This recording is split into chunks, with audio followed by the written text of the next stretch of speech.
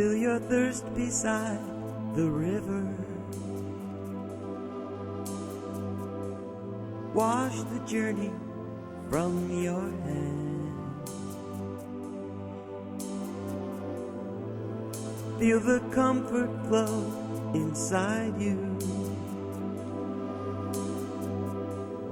Come this far, you understand. Welcome to Healing Outside the Box. My name is Rosemary Lachance. I'm a Reiki energy healer and a spiritual teacher.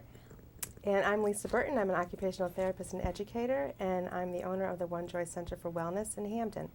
We are dedicated to providing you with food for thought, information and answers to all modalities of alternative healing, spiritual development and animal welfare, environmental concerns, and so much more, in the form of guest speakers who are experts in their fields. We ask you to embrace the show with an open mind, and we will give you our contact information at the end of the show, so please enjoy, and we'd love to hear from you in the future for any other show ideas you may have.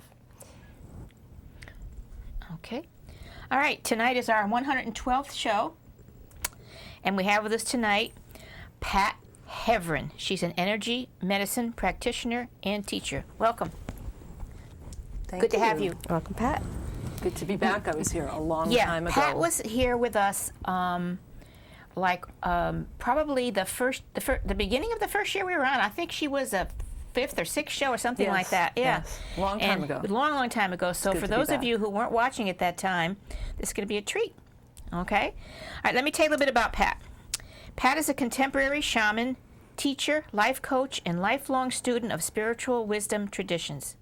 She listens deeply to individuals, couples, and organizations to awaken their wise sage so that they may experience the ordinary as extraordinary, becoming the agents of lasting change in their personal lives, relationships, and workplaces. Pat is designated senior teaching facility at Four Winds Society, founded by Alberto Villoldo, PhD. She has trained hundreds of professionals in energy medicine, certificate programs at the Omega Institute for Holistic Studies in Rhinebeck, New York, and the Kripalu Yoga Center in Lenox, Mass. She has presented her own transformational programs across the U.S., Canada, and Latin America, as well as through web-based medias. Okay, first question we ask everyone: how did you get into this field in your life? How did you? Great question. Yeah, what started you? In 2000, I jumped ship from my organizational management job, managing or being the ED of a medium-sized nonprofit here in North Haven, actually. And I went right into my own yoga practice and did that for about 5 years as I did consulting with my colleagues. And I knew that I needed to leave my job to answer a deeper call. And so as I deepened into my own practice of yoga, I wanted to learn to teach. And so in the course of my teacher training, as serendipity would have it, I met somebody who brought me to this work. So very good. So little by little, you learned more and more and more. It was a short-lived yoga teaching stint that remains a big part of my life and a big part of my practice, but really that was a doorway into something else for me. Because, you know, there are a lot of people out there who are thinking about this kind of work. And so we always ask our guests so they can get an idea as well, what did she do? How did she get started? You know, you have to take that leap of faith. Yes. I know I did. I gave up some jobs to do it and became poorer to start it and everything, but... And quite honestly, I was really mostly called in by my own personal healing. Mm-hmm.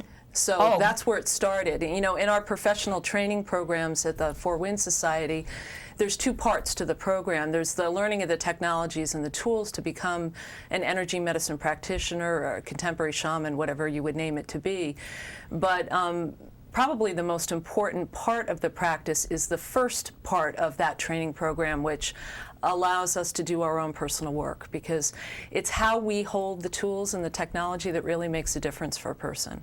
So it's the consciousness that we bring to whatever tool we hold. You're a Reiki practitioner, so if you're placing your hands on someone, your ability to be in the consciousness of that work is really what makes the difference. It isn't how you place your hands, what you're doing, what you're taught, how you execute the task. It's who you are, and it's your consciousness. So, you know, I would say I really came to this work by way of trying to manage my own life.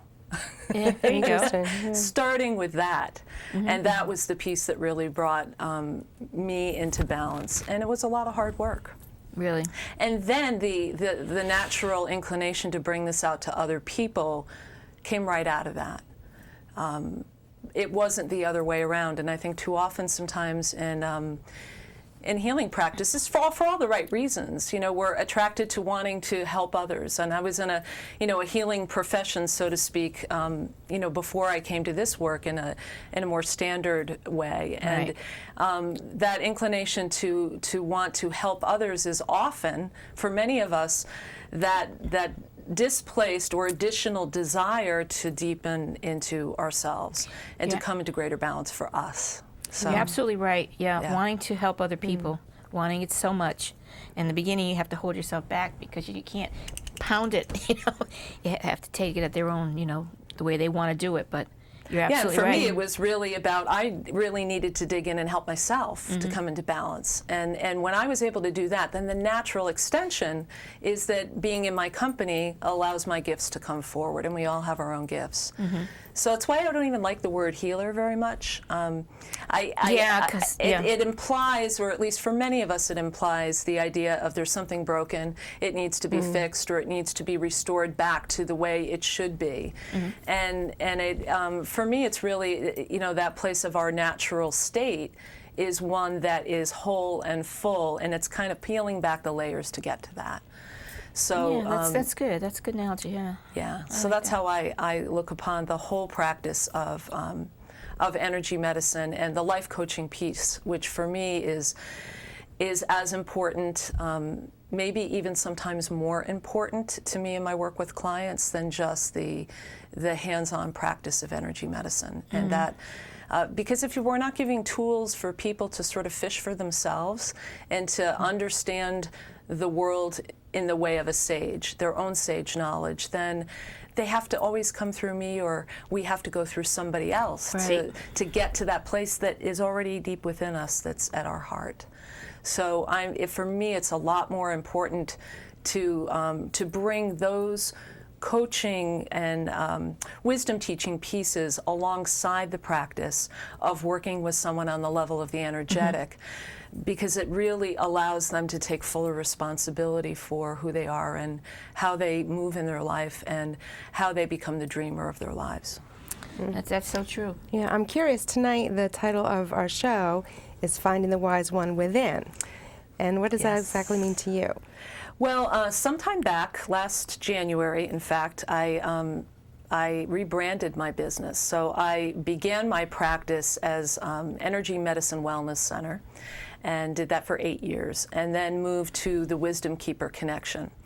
And part of the reason that I did that was really as an offshoot of what I was just saying, in terms of that piece of, for me, distinguishing that place of you come to me and I am healing you, or even Spirit is working through me to heal you, to this place of how can I create a consciousness and a space for you to connect in to however you define wisdom or truth within you. And we're all different. We all come from different paths, and at the basis of that is a single stream.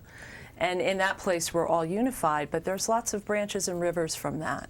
So that place of finding the sage within, for me, really became my personal call and my mission as my own work evolved, and as my own personal life has evolved, and the consciousness of this work.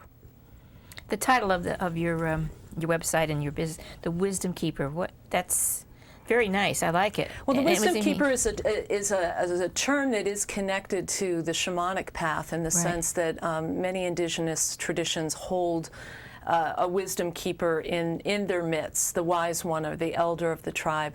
And this particular tradition that I have followed for some time now and really have an affinity with, that probably goes way further back than I can even remember, because it feels so true to me inside, is that the sage or the wise one have traditionally been thought of as the ones who've lived in the high mountains. So we know through yoga and the practice of yoga and the Himalayan traditions that many of those wise sages come from that origin. We relate to that often in the West when we think of the wise elders, although we have wise elders in our own Western tradition as well. But this tradition that I've followed and practiced for a while now arises from the Andes of Peru. And it's said that at the time that the continents were joined, way back in time, that it's a singular peoples that evolved and came and migrated over the Bering Strait and populated the Americas. So that when you look at some of the natives of the Andean cultures, and then you look at some of the Tibetan natives, very, very similar in bone structure and facial structure, and very, very similar wisdom streams. And they come from the high mountain cultures. So there's a certain, when you go to the Amazon jungle, the kinds of truths and wisdom traditions that you find in a place that looks like the Garden of Eden is very, very different than the type of stillness and majesty and majestic way of holding oneself that comes from the sage who lives at the high mountaintops. There's a lot of lore that says that our bodies, of course, decompose and fall to the earth at the time of death, but that literally our wisdom travels to the tops of the mountains and stays at the tops of the mountains. So it's there's a lot of lore of many, many cultures which hold the wisdom keeper as the one who is that sage and who is linked to those mountain cultures. That's fascinating. Yeah, that is. Very, very interesting. And of course, in a contemporary sense, we are all wisdom keepers. And that, that's sort of my job in the world, is if I'm sitting with a person in front of me, or a couple, or a community, or an organization, is to be able to to listen deeply first, ask the right questions, track, which is the word that we would maybe name in the work that we do, that points to that intuitive listening that's there, to help reveal that which is sage and wise within them. That place of perfection where everything is just as it is and it's okay. Not even just okay, but perfect. Yeah, when we had you as a guest 5 or 6 years ago, you called your business Energy, Medicine, Wellness Center. Yes. And now it's the Wisdom Keeper, right? Wisdom Keeper Connection. Awakening the sage in you. Yeah. Okay. So it sounds like by rebranding yourself, as you said, you're really conveying the essence of your calling. Yes. Now. Yeah. And that evolves over time. I mean, it evolves over time for all of us, that we, and maybe that's the wisdom that we acquire as our hair gets a little grayer and whiter. And I certainly probably don't look exactly the way I did when I was here 5 years ago. But I think that comes along with the package, is that we discover ourselves more deeply. The core of the work that I teach, which is the Andean medicine wheel, that is my teacher's body of wisdom, that he was able to really extrapolate from the Andean and the Amazon cultures of Peru and bring forward into North America in a package that we all can feel comfortable with, that fits our culture and our society. That medicine wheel is a map of consciousness that allows us to understand the building blocks, those aspects of life and creative force, so that we can call on them to come into balance. And it's an amazing program, and that is, that really, after going around that medicine wheel so many times, first in my own initiation in the path personally, and then later as I grew into my teaching practice, and the great privilege that I've had to be able to teach this work to many people all over. you go around that medicine wheel 10 times, and you recognize that each time that you revolve around, you go deeper and deeper and deeper, deeper into the heart of who you are, who we are, both at our maybe divine core and our humanness together, and also, who we are personally, different from one another, individual from one another, with our own unique talents and gifts. So, it's over a 10-year period. That's what's really connected me into that heart and that purpose of the work and the evolution. That's what of my prompted work. the shift in everything that you. Yeah, and continues to. Right. Continues to. What type of issues do people seek you out for? Is there some commonality, or it's very diverse? Everything. Really? Really? Yeah, everything. Some examples? Some examples. Trauma, garden variety trauma, big trauma, however we weigh or measure that. Family patterns. The history that lives through and within us from our heritage, from our bloodline, that come along with the blue eyes and the brown eyes, but are more those pieces that we've inherited from our families and from our cultures that our people experience as self-limiting. That's a big, big piece of the work. Or just the, as I said, the garden variety experiences of trauma, challenge, struggle, conflict that we all ordinarily experience. Some people come for really that spiritual evolution piece. Some come because their husband, wife, son, daughter, mother, father says you should go.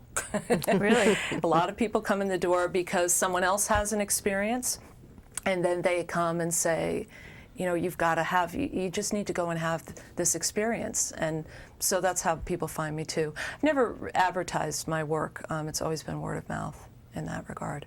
So it's really everything that you would go and sit and talk over with a cup of coffee with a friend about, to some of those really deeper pieces of struggle, conflict, and then that desire to connect more deeply with one's spiritual core. So really the full gamut. And you had mentioned individual and couples work? Yes. As well? Yeah. The last few years I've been doing more and more couples work than I have in the past. Whether it's an individual is an individual, and a couple is a relationship. So, and even an organization, even a business, we can treat isn't the right word, but we can approach each of those as an organism, as an entity, unto themselves. So a lot of the kinds of things, for example, one of the pieces of energetic work that I call upon for people is something called soul retrieval, which is known about in many indigenous cultures and spoken of in many ways when there's a trauma or an event that derails someone because they've splintered off a part of their essence to become protected and safe and to hide from the world. We see that a lot in situations with abuse and the like. And an organization can have a soul retrieval. A couple's marriage can lose its soul, lose its essence because of an infidelity or some other breach of trust or struggle that the couple's having, so that you can actually work with, in the same way that you would work with an individual as you would with a couple or with a community. The shamans, the early shamans, worked as a part of the tribe. They're the ones that were able to know and to see and to glimpse into the future or into the past, to shift the way the tribe is holding an old wound, or to be able to see what's coming and the trajectory of the pattern of that tribe and where they're going, and to know that maybe it's not going to end up so well, that maybe it needs to be shifted a little bit to the right or to the left, so to speak, to be able to have a different outcome. So whether it's a couple for a marriage or whether it's an individual, this work applies to both. And it really is the combination of that coaching support alongside the practices that I do, which are varied and different. I have a pretty wide tool belt to draw from. Okay. Basically, probably most of our audience, I've been told that they love the show, but they don't understand it.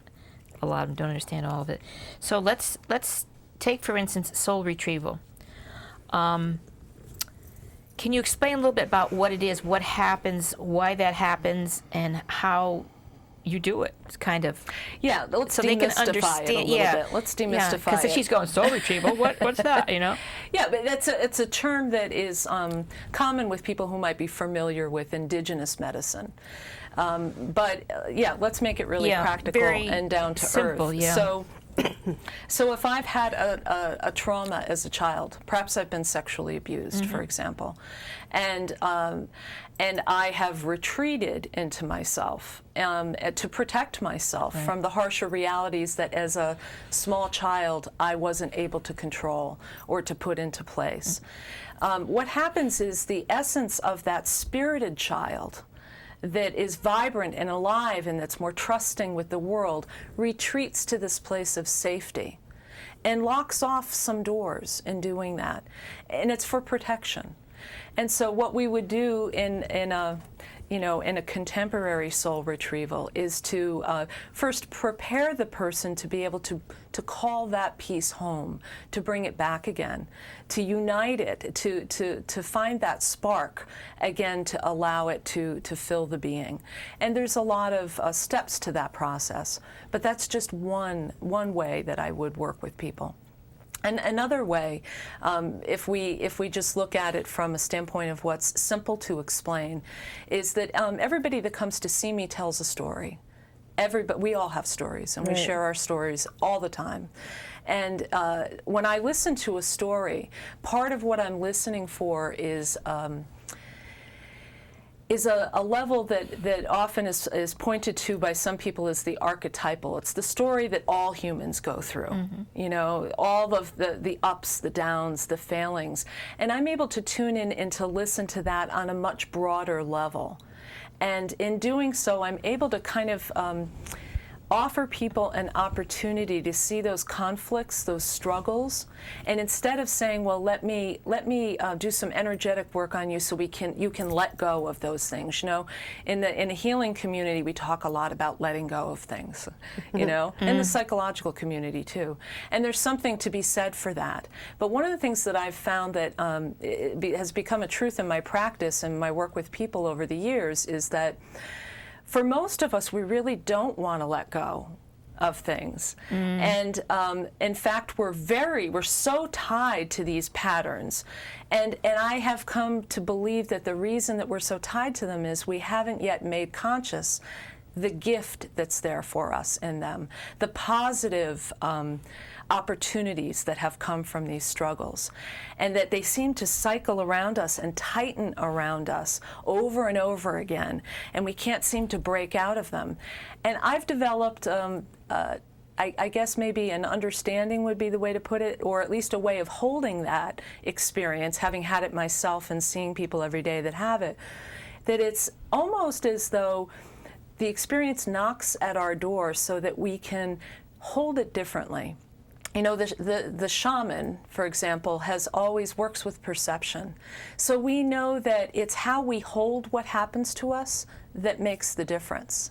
So a lot of what I do in a very unmystical way with people is to be able to listen to their story, to hear those places that they're rejecting, that they don't like in themselves, that they have struggle over.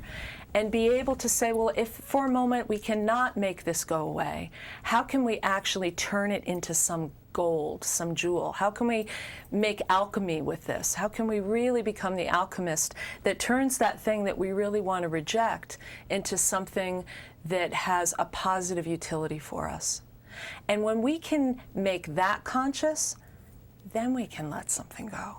But if we all try to struggle to let something go first as we're hating it, usually it's going to keep knocking at the door over and over again. So a lot of the work that I do with people is to combine the features of energy medicine, which is a practice of surrendering and working on the essential level of the issue. I really hold a lot of value on the part where, before we get to that, let's make conscious what about this is actually wonderful and beautiful that you get to keep. because it's easy to let go of something when you know you can keep part of it and the part that's working for you. Would you equate that with shifting the belief around something? I think that would be one way to get at it, although perception would be a word that I would use instead of belief. But it's true that it's like what you're making it mean. You know, a belief is what you make something mean. But in that broader range of perception, and that's, you know, that's what we teach people in our Medicine Wheel program, is to be able to recognize that we are, we're living on so many different levels at once, you know. We have all these senses. We're taking in information physically. We're taking it in emotionally. We're taking it in a sense of kind of metaphorically or symbolically in a bigger picture way. You know, because the struggle that happens to me, you can relate to from your life somewhere, and so can any warrior in the world. And then we also are working with it on the level of the essential or the energetic. So we're working it all through all these places simultaneously. One of the things that Einstein has been quoted in saying is that, you know, you can't shift a problem at the level at which it's created. So what we do as shamans, as contemporary shamans, is we become masters of perception. And that's what I teach people to do, is to be responsible for, to offer them ways in which they can try on a new way of holding something. I have this game that sort of evolved as the dressing room game. You know, because when somebody comes in front of you and for 40, 50, 60 years, they've been holding this pattern that they can't seem to get out of, the same old way. And I just say to them, so let's find the gift in it. You know, people will roll their eyes, rightfully so. Yeah. You know, if you're telling me that now, there's nothing good in this. And it's like, okay. And then I'll give them an opportunity to fish for it. And a lot of times it'll just come up with a big fat zero over and over again. So I'll say, go into the dressing room.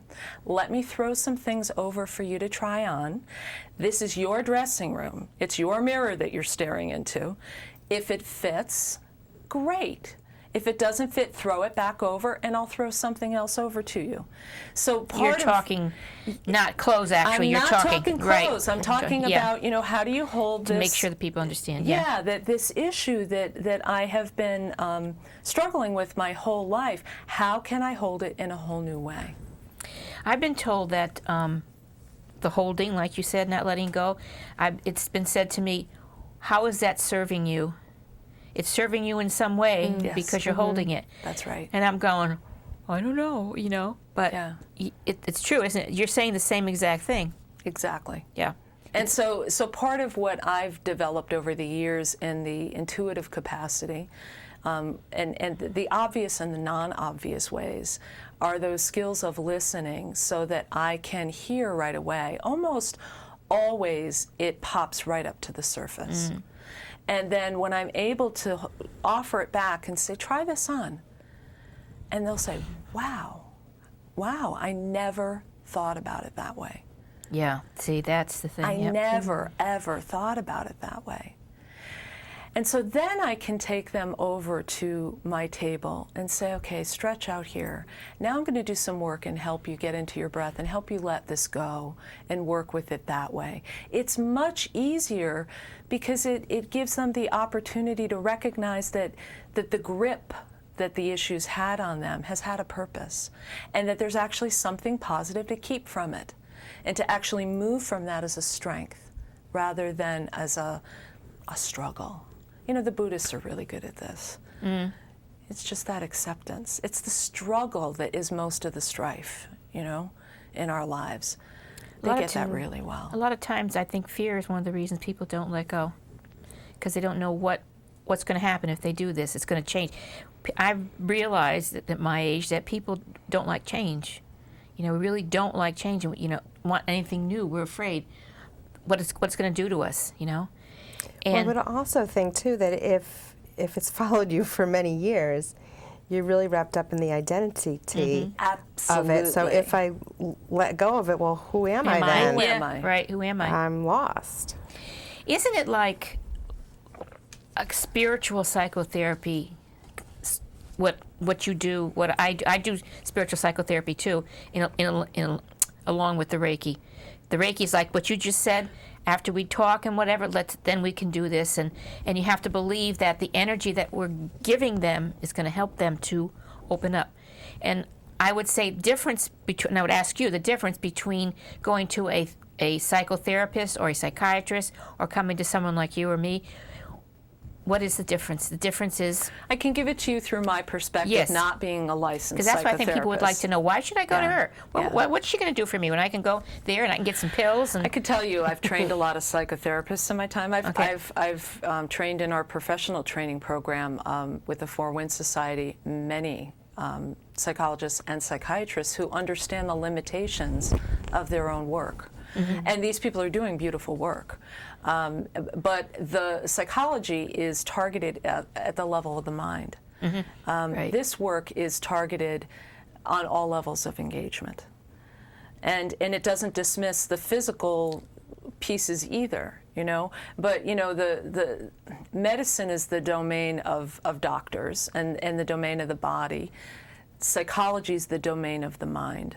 Mm-hmm. The shaman works or the contemporary shaman, and I don't even use that SH word very often, although I've used it a few times already tonight, because it is really these teachings that have been the absolute inspiration for what has developed in my own practice. We work at a different level. We work at listening on a whole different track. And people will come in, and if we wanted to think of that as the level of a soul, for example, body, mind, soul, and spirit, right. The soul is very eager to be heard if you're trained to listen for it.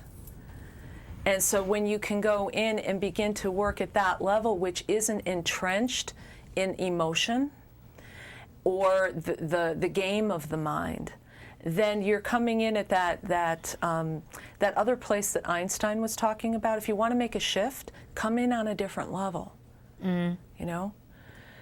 If someone is caught on the level of emotion, when we are meeting them on the level of emotion, it's very difficult to get out of that engagement.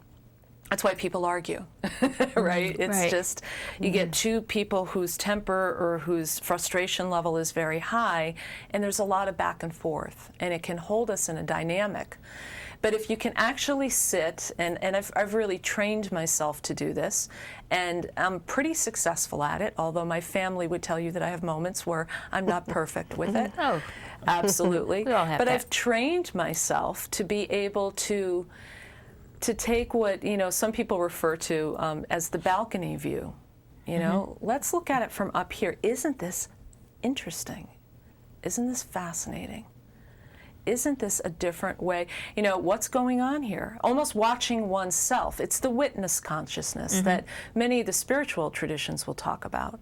How to adopt that spiritual consciousness or witness consciousness to be the seer who sees what's happening. From that level of engagement, I can see what's going on for me and then step back into the conversation, moving from that place. And then I've broken that pattern. I've broken the pattern of the engagement on the emotional level. So a shift can happen. A shift can happen. I really wanted that bumper sticker 20 years ago that said "Shifts happen," and somebody did beat me to it because I did see it somewhere on a T-shirt. I was like, I wanted to be the one because that's what makes shifts happen. Is to be able to break out of the level of engagement that we're locked in, just like we understood with the early body-mind medicine, when we expanded medically to understand that physical illness had a component that is psychological and had to do with lifestyle, had to do with our own emotions. I mean, that was the first big pop into awareness that we had as holistic medicine kind of came online. So what was then locked in the body, we could actually look at, okay, so we have the allopathic physician who's great at treating the symptom. Let's go and do that. But then what happens? What was the causal piece? How are you holding this in your mind? What are the lifestyle pieces that were then creating the perfect storm that ends up as disease or imbalance in the body? And the contemporary shaman or wisdom keeper, bumps it up to another level and takes it on that level of literally the journey of all of us, the human journey, and the journey to find our divine essence, and begins to picture it and see it on that level. That's perfect. You put that perfect. I think people can understand the levels like that. Yeah. I thought that was really, really put it greatly. Yeah. And then there's that fourth level that we really can't even touch with words. There's no place, the images don't even work. That's that level that is just so refined, and it's really the place of, I guess if you were to typify it, it would be light and less light. You know, one of the things that the way that we look at the world is this place where it isn't so much good and evil. It's beyond this paradigm of good and evil, but light and less light. You know, that there is this singularity. Right. That's how it is in the planes and everything, going back to heaven. Yes. Light, less light, more. Yes. As you go. And there's nothing wrong with less light. No. It's just a different, exactly. It's a different essential energetic pattern that is, you know, as my teacher would say, more suited for the tree or the rock than the human being, you know? And so he puts it so beautifully. Yeah. I just thought of something. I dream. We all dream. I'm one who remembers them. Because I wake up often during the night and I remember them. And if I want to remember them, I keep quiet and it comes back. And I'll go to some places which are very dim. Or I'll go to some places that are very colorful and beautiful. So when I go to the dim places, I say, didn't get too high this night, this time. Or the other night I had this beautiful color dream that it's beautiful. I went higher this time, you know. We travel, you know, out of our bodies. But you remind me of that. So that's all it is. The light, the dim, the light, the brighter the light. That's perfect, the way to put it. And its density, really. Yeah. I mean, we have physical forms. We live on a physical planet. And, you know, I like my density, thank you. I want to be here. I want to be connected, but I also want to know my source. So it's that really that place that, you know, in Christianity is even talked about, living in the world but not of it. Right. Being grounded and connected and embodied, but with the awareness and the consciousness of who we are at our essence in the singularity that's larger, that maybe even moves beyond what we understand and know in our small planet, you know. Yeah. There's lots of lore at this particular time that, you know, that we're taping this program, you know, coming into 2012 and the winter solstice of 2012. Yeah.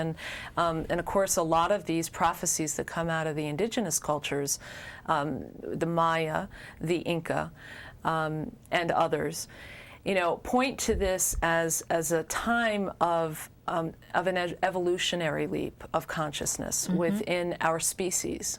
I know, and the way I have grown to understand I was going to ask you that. What did you think about 20?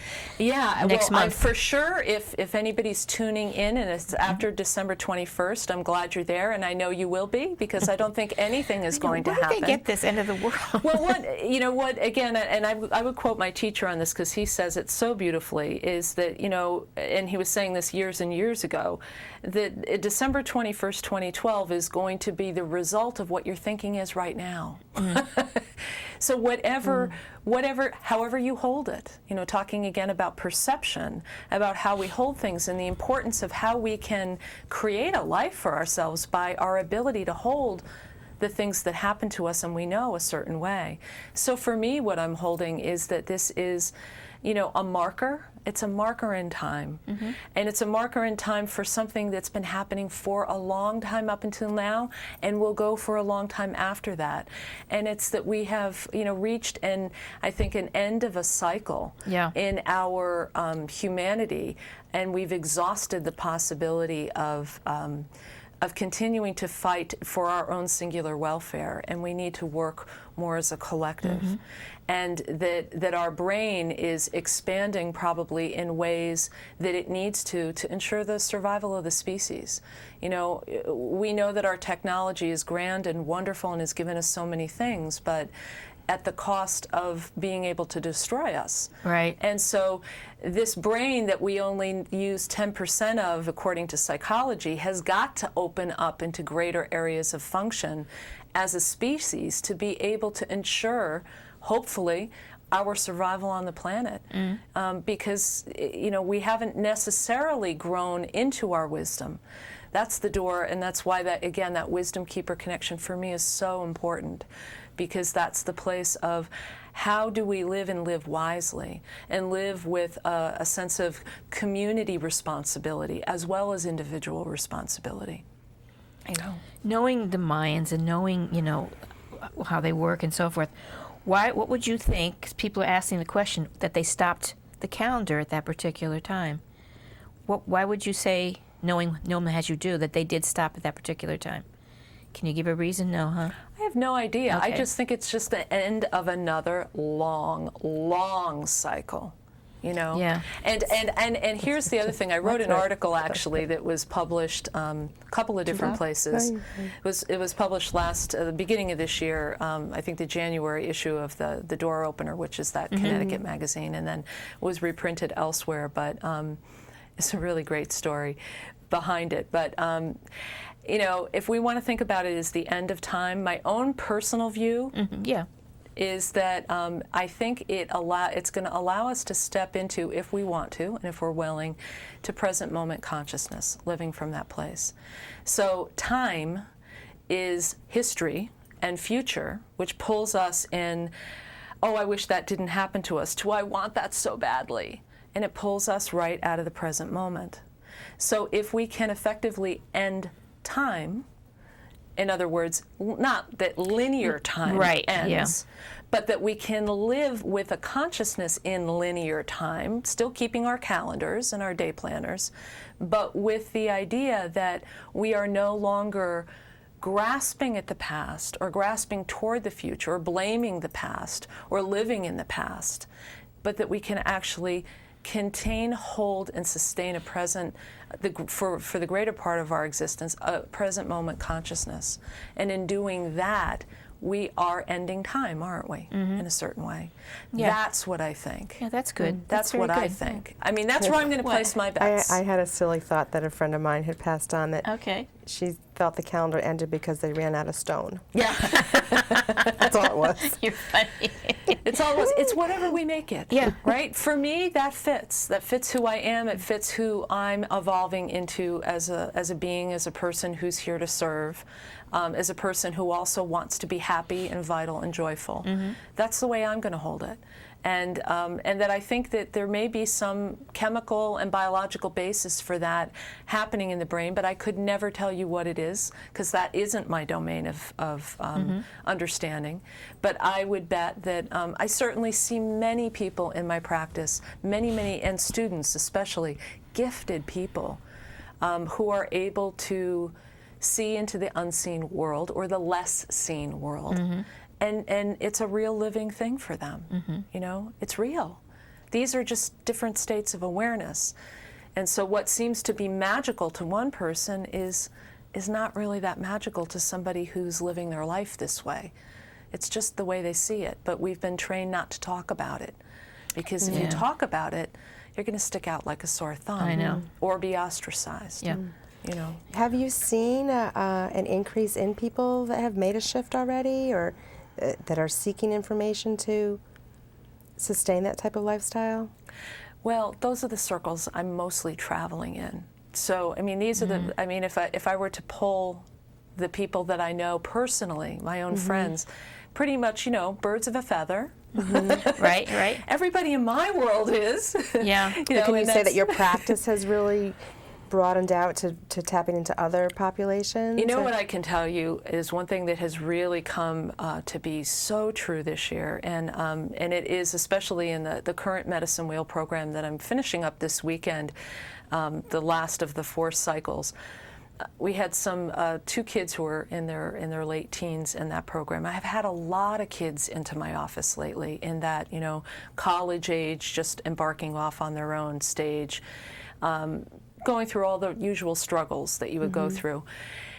The kids can get to these places so quickly. Yeah, their minds are are different. Yeah, they are. They're not, and they're of course fresher into their start of their journey, so it's easy to unlearn.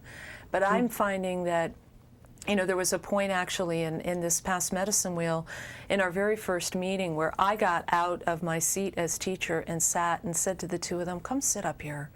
just sit up here. Because the wisdom, one of them actually was my daughter. And she's going to hate this if she ever watches this on TV, but I'm going to tell the story because it's a beautiful story. I had led a group on a short soul retrieval journey, and again using that word and defining it for people in a practical sense is a journey into the unconscious to be able to find something that wants to come home, a place that, something that's broken off or been splintered off from the consciousness that's ready to reunite. And so as we joined back in the larger circle and people were sharing about what their experiences were, and the little hand goes up and she said, "Mom, I think I did it wrong." She was like, "I journeyed and there wasn't anything to bring back. There was nothing that was split off." It's like, wow. So isn't that neat? And she thought it was a problem. Yeah, probably because there wasn't anything. she's already done the work. Exactly, but that's not because she's my daughter. No. Yeah. It's because a lot of the kids they're coming in with this consciousness now. They're so much more ready. They have to be. They're the ones who are going to inherit the world. Yeah. The new change, the new and word. the change, and it has to shift because we can't keep going. We know, and when you were reading all the different kinds of things in the beginning of the program of the guests that you invite, this is an environmental issue. This is an issue of personal growth. It's an issue of health and wellness. All of these areas, it's everything. And these are the kids that are going to be straddled with really in that make or break place that we may or may not see in our lifetime. But certainly if we don't address soon, I mean, we certainly have been living in the consciousness of these new storms that come up, and that, we have really felt it here in Connecticut in a big way in the last 2 years. We have. Connecticut has been, it really has been. But, to get back to the other again, I know when people go to psychotherapists or psychiatrists, I mean, they go for years and years and years and talk and talk and talk, and nothing ever changes. And I've met a few people like that, and I said, "What do you? Oh, well, I just like to go and talk, and I don't want to work on myself or do anything else, But people who really want to work on themselves, I think that I don't see how you can treat someone or help them without dealing with it from a worldly and a spiritual side, right? Correct me if I'm wrong, but I think you need to combine the two, because if you just believe in everything in the world, that would make me crazy. If you're out there in the spiritual and nothing about the world, then that's that's not good. You don't have any reality here, but the balance. And if I had somebody in my office every week for 5 years, then they should have fired me a long time ago, and I would have fired myself.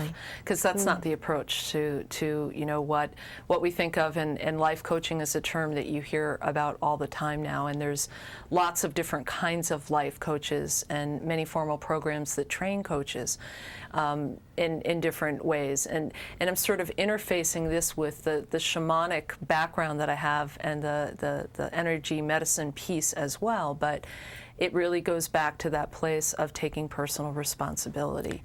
And I don't think I'm doing my job well if I'm seeing, for example, the people that come to me will often come in.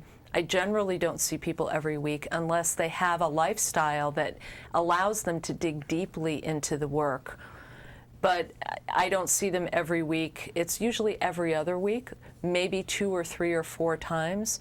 And then we move to occasional. It depends. It's non-prescriptive.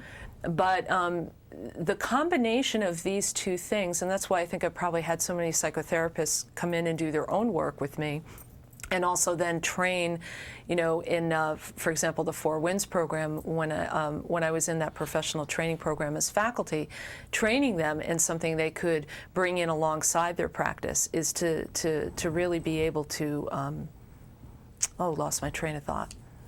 Help me out. And we're talking about dealing with it from a spiritual point of view and a worldly.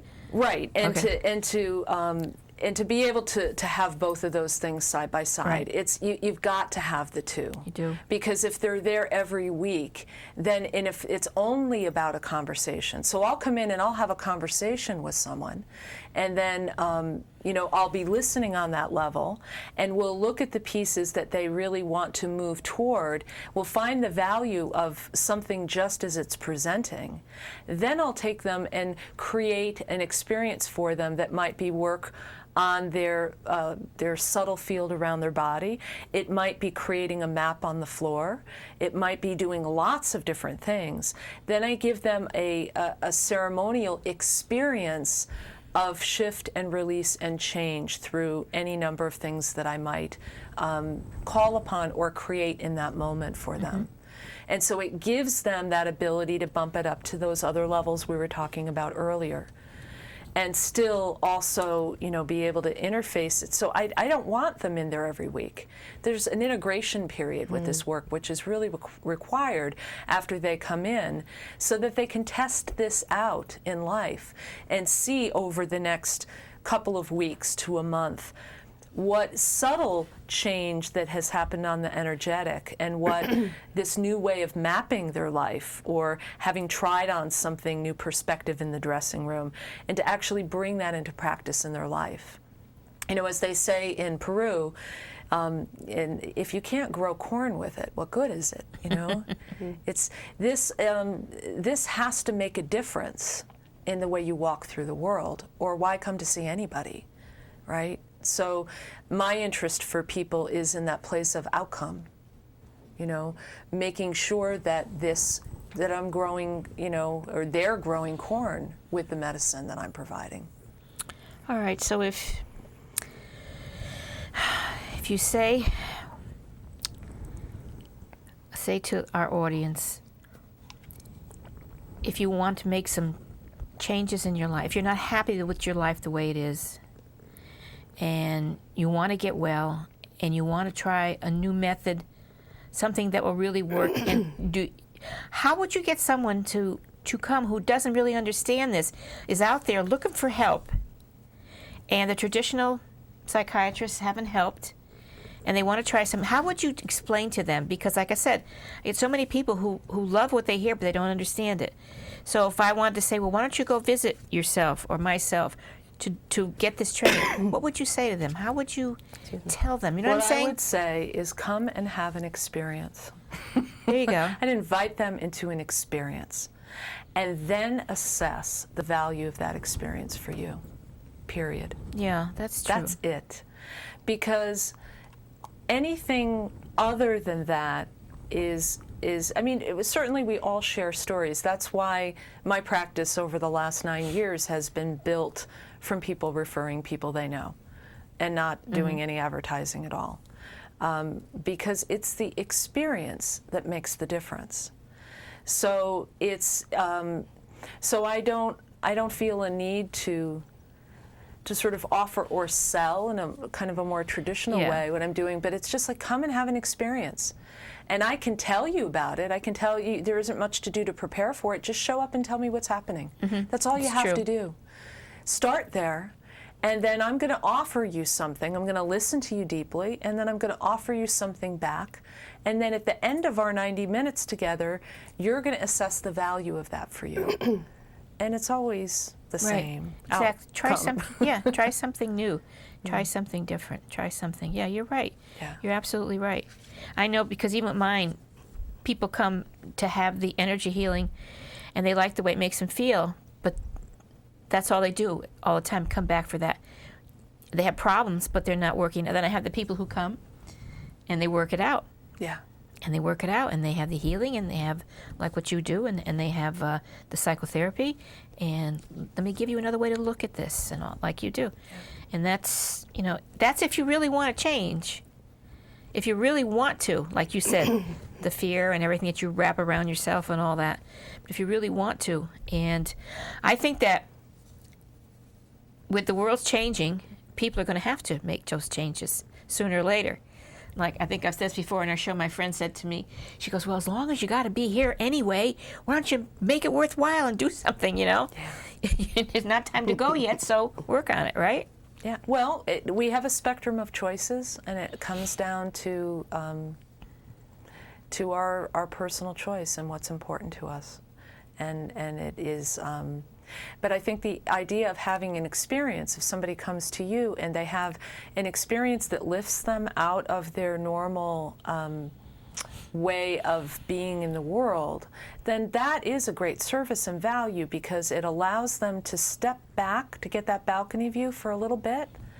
And then usually the taste for that grows. It's kind of like sugar. Yeah, right. It's true sweetness. And so we know how addictive sugar can be. And it's that sweetness that then calls us back in. But at some point, there's, you want to learn how to become the chef. You don't want to just go and be able to buy the sweetness or borrow it from somebody or create an addictive or dependent relationship. Oh, no. No. But we do that. I mean, we actually do that all the time in our lives with different things. It's a developmental passageway. And then at a certain point, it's like, I really want this so much. And that's when I think sometimes as a practitioner, I have in a couple of rare circumstances said, enough now. Actually, I'm not going to work with you. I want you to sit with where you are right now. Because if we seek that experience, this is a really important thing, I think. If we seek that experience as a reprieve or a relief from life, then we're actually engaging in the energy medicine or that experience to take us out of where we are. And I'm kind of a stickler for being next to people where they are for a little while before I do that. Because to me, if I'm responding to a make me feel better, then what I'm doing is I'm enabling. Right. But to also omit that doesn't allow them the opportunity to have that beautiful different view. So that's why I combine the two things together, because then it feels to me there's an ethical responsibility that I carry to be able to offer people both, so they're not becoming dependent or getting it through me. So in between, can I quickly just Yeah, ask? we have about another minute, so go ahead. In between, I know, isn't it It fast? goes very fast, yeah. In between sessions, you give them homework to do? Often, most often. That's So what I've done, they're doing their work homework. on their own? Yes. To grow. Yeah. Wow, I can't believe I did tell you I can launch and go for a while. No, it so- would just, it's interesting. I'm a teacher. Yeah. So I love teaching, and I love and it's not even so much teaching and sharing. It's just, I'm a wordsmith, I'm a writer and a teacher. No. I thought, it all went well. And you're and, very passionate about your work. Yeah. I really Beautiful. am. I'm going to throw this one thing, but I think we're going to be cut off in a little bit. But what do you feel is the singular most important feature in healing change work? Honoring and valuing where you are first, and then going where you want to be. That's powerful. It is. That's really good. Okay, so are we ready to give the information now? Yes, we are. To contact information for Pat Heverin, it's energy medicine practitioner and teacher. That's what she is. The website is www.thewisdomkeeperconnection.com. The phone number is 203-444-4424. Lots of fours. Great. I love fours. And the email is pat@thewisdomkeeperconnection.com. And if this goes too fast for you, you can always get in touch with me, and I will get you the information again. Lisa? To learn more information about this show or any of our past shows, you can contact us at healoutsidethebox@yahoo.com. Or to reach Rosemary, you can try her at 203-627-7966. Her website is rosemarylachance.com. To reach me, my phone is 203-804-0024, or my website would be www.theonejoy.com. You can also always look us up on Facebook under Healing Outside the Box. Okay. Here's our quote. It's a short one because we're running out of time, too. Heaven does not consist in being high up, but exists wherever people have love and charity inside of them, and that it does not involve the desire to be superior to others. The wish to be greater to others, the wish to be greater than others is not heaven, but hell. And that's from Emanuel Swedenborg. Okay, well, this is the end. We're saying good night now. Thank you Thank so you much so for much. having me. I really, really This appreciate was wonderful. it. Yeah. Thank you. Thanks. Good night. Good night. See you next Fill time. your thirst beside the river. Wash the journey from your hands.